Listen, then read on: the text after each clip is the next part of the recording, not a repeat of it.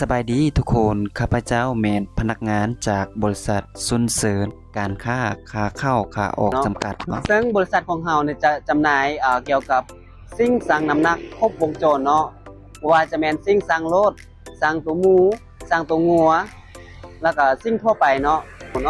นอกจากนั้นแล้วบริษัทของเรายังจำหน่ายสิ่งสั่งดิจิตอลเนาะเอาว่ามันเป็นอะไรนะทุกคนพอเราไปเบิ่งนำกันเลยเนาะไป นี่มาในส่วนแรกนี่ที่บ่าวเขาเจ้าสมาแนะนำให้กับพ่อแม่พี่น้องก็คือตาซิ่งสั่งทั่วไปเนาะซึ่งตาซิ่งรุ่นนี้เราจะมีจำหน่ายตั้งแต่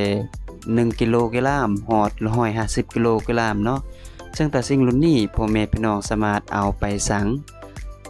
เครื่องคองใดเนาะที่มีน้ำหนักบ่เกิน150กิโลเนาะ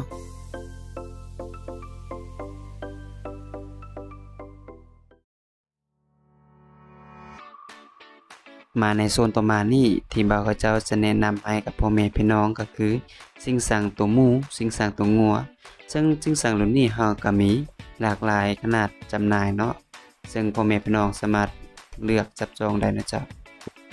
ซึ่งมาในโซนต่อมานี่ก็จะแม่นสิ่งดิจิตอลแบบพับเนาะซึ่งเฮาจะมีจำหน่ายตั้งแต่150กิโลฮอด600กิโลเจ้าซึ่งแต่สิ่งรุ่นนี้มันจะซากไฟได้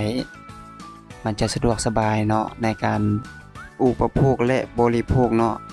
ต่อมานี่อันนี้ที่บ่าวพระเจ้าสิมาแนะนำให้กับพ่อแม่พี่น้องเนาะซึ่งแต่สิ่งรุ่นนี้ก็แม่นแต่สิ่งดิจิตอลคิดรายเงินเองเนาะ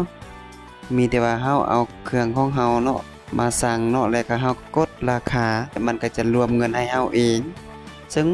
แต่สิ่งรุ่นนี้บ่าวพระเจ้าคิดว่ามันจะสะดวกสบายกับพ่อแม่พี่น้องที่ค้าขายอยู่ในท้องตลาดเนาะนอกจากนี้ร้านเฮายังจำหน่ายสิ่งสังเครื่องประดับเนาะและสิ่งสังอื่นๆเนาะถ้าพ่อแม่พี่น้องท่านใดมีความสนใจเนาะก็สามารถติดต่อมาหาเฮาได้เด้อทางเพจหรือกงหรือว่าเบอร์โทรตามนี้เลยเนาะ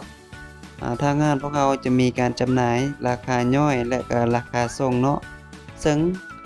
ร้านเฮาจะรับตัวแทนทั่วประเทศลาวเด้อขอบใจ